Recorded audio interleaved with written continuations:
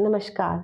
हनुमान जी की पूजा आराधना हर कोई करता है और इसके बाद हनुमान चालीसा का पाठ भी पढ़ते हैं, जिसके पढ़ने से हमारे जीवन में आए हुए सारे संकट दूर हो जाते हैं।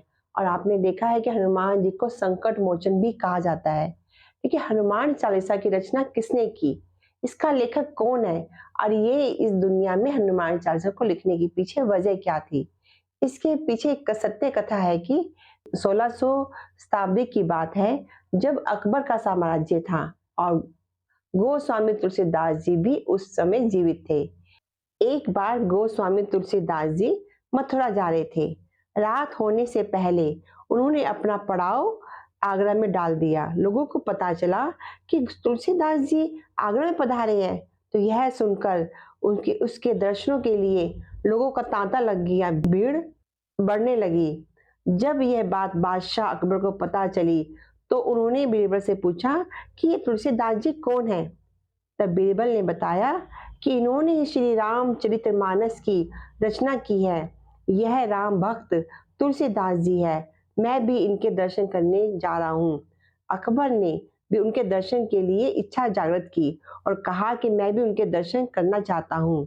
बादशाह अकबर ने अपने सिपाहियों की एक टुकड़ी को तुलसीदास जी के पास भेजा, जिन्होंने तुलसीदास जी को बादशाह का पैगाम सुनाया कि आप लाल किले में हाजिर हो जाओ। यह पैगाम सुनकर तुलसीदास जी ने कहा, मैं तो भगवान श्री राम का भक्त हूँ, मुझे बादशाह और लाल किले से क्या लेना देना। लाल किले में जाने से उन्होंने साफ मना कर दिया। जब ये बात बादशाह अकबर तक पहुंची, तो इन्हें बहुत बुरा लगा और बादशाह अकबर गुस्से से लाल हो गए और उन्होंने तुलसीदास जी को जंजीरों से जकड़वा कर लाल किले में लाने का आदेश दे दिया। जब तुलसीदास जी जंजीरों से जकड़े हुए लाल किले पहुंचे, तो अकबर ने कहा, आप अपना कोई करिश्मा दिखाओ, मुझे लगता है कि आप करिश्माई व्यक्ति हो। तुलसीदास जी ने कहा, मैं तो सिर्फ भगवान श्री राम का भक्त हूँ, कोई जादूगर नहीं हूँ जो आपको कोई करिश्मा दिखा सकूं। यह सुनकर अकबर आग बबूला हो गया और आदेश दिया कि इनको जंजीरों से जकड़कर काल कोठरी में डाल दो। दूसरे दिन इसी आगरा के लाल किले पर लाखों बंदरों ने एक साथ हमला बोल दिया। पूरा किला तहस नहस कर डाला। किले में कराही कराही मच गई। तब अकबर ने बीरबल को बुलाकर पूछा कि बीरबल, ये क्या हो रहा है। बीरबल ने कहा, हुजूर, आप करिश्मा देखना चाहते थे ना, तो देखिए ना। अकबर ने तुलसीदास जी को यथाशीघ्र काल कोठरी से निकाल कर बुलाया और जंजीरें खोल दी। तुलसीदास जी ने बीरबल से कहा, मुझे बिना अपराध के सजा मिली है।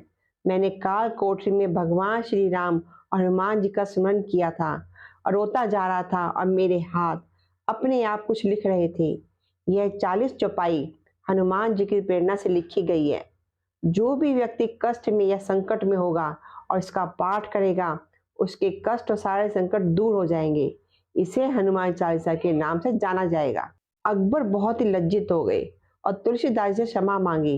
पूर्णतः सम्मान और पूरी हिफाजत के साथ अपने लश्कर के साथ मथुरा भिजवाया।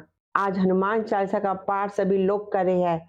हनुमान जी की कृपा सब पे हो रही है और सभी के संकट दूर हो रहे हैं। इसलिए हनुमान जी को संकट मोचन भी कहा जाता है। धन्यवाद।